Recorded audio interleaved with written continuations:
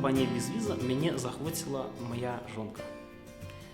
А я віру свайму лёсу, віру сваёй долі і давяраю жыццю. Таму я вырашыў таксама паспрабаваць. Я лічу, што творчыя цікавыя людзі прыцягваюцца па жыцці, і тут гэты закон таксама дзейнічае.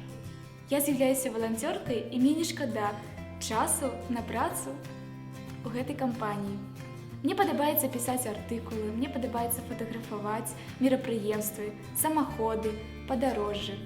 У кампаніі «Безвізы» я знайшла цудоўных сяброў. Я Саша, я картограф, я дешифрирую аэрофотоснимки и создаю топокарты. Я волонтер без визы. Волонтерство помогает мне проявить мою гражданскую позицию, проявить себя. Участвуя в различных волонтерских проектах, я понимаю, что провожу свои дни не напрасно. Я пришла в компанию «Беларусь Европа без визы» и стала волонтером, потому что я, конечно же, против виз.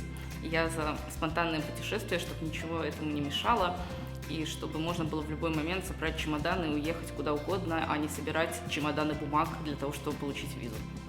Я волонтер компанії «Безвіза», бо зрозуміла, для того, каб змінити світ, треба почати з себе. Я почала, а ти?